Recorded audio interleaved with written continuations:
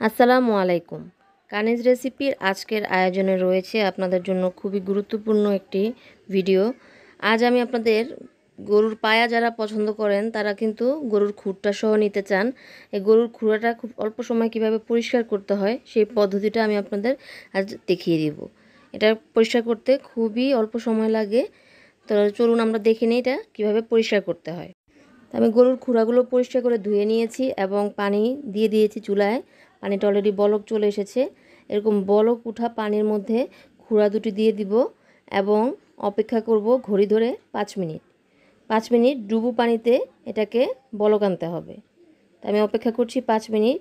তো 5 মিনিট হয়ে গেছে, ফিরে এলাম 5 মিনিট পর। এখন এটা আমি চুলা থেকে নামিয়ে নিব।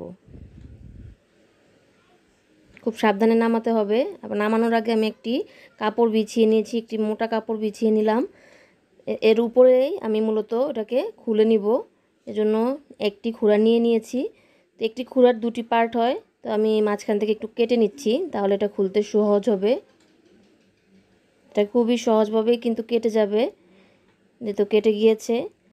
এবং এবার আমি নিয়ে নিয়েছি একটি পুঁতা। এই পুঁতা দিয়ে বাড়ি দিয়ে মূলত খুরাটার যে কভার বা লেয়ারটা সেটা আমাদের খুলে নিতে হবে।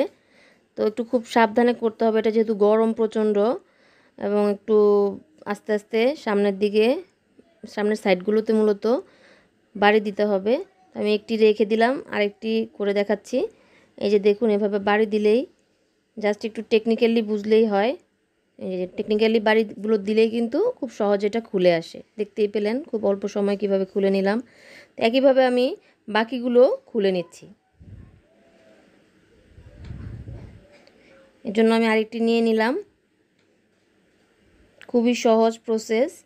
জাস্ট উপরের সাইডটায় কিছুক্ষণ বাড়ি দিবেন এবং তারপর নিচের সাইডে বাড়ি দিলেই কিন্তু খুব সহজে খুলে আসে। সবগুলো এক এক আমি খুলে নিয়েছি। এরপরে আমি এটাকে একটু পরিষ্কার করে নেব। এর মধ্যে যথেষ্ট পশম, বড় বড় পশম থাকে, তো সেগুলো একটু কেটে নিতে হবে। এটা গরম থাকা অবস্থায় কাটতে সহজ হয়। খুবই গরম এটা।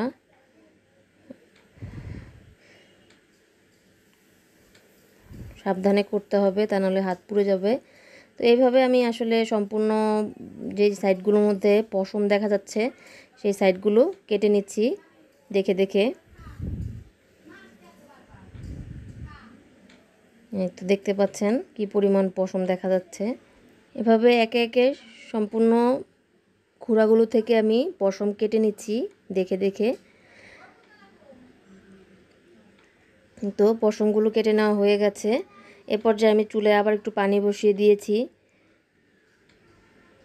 পানিটা বলক আসার পর বা একটু গরম হয়ে গেলে এর মধ্যে আমি খুরার যে 4টা পার্ট হয়েছে সেগুলো দিয়ে দিলাম।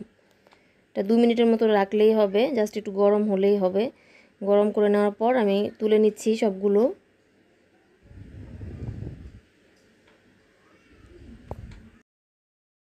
এই তো সবগুলো তুলে নেওয়া হয়ে গেছে। এখন এগুলোকে একটু চেঁছে নিব। যেই সাইডগুলো একটু কেমন জানি গাদের মতো দেখা যায়, দেখতেই পাচ্ছেন। এটা গরম থাকা অবস্থায় মূলত চাচতে হবে, তাহলে খুব সহজে ছুরির সাথে ময়লাগুলো চলে আসবে। তো এভাবে করে আমি চেঁচে নিচ্ছি সবগুলো।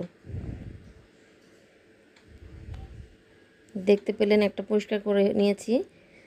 তো একই পদ্ধতিতে বাকিগুলো পরিষ্কার করে নিচ্ছি।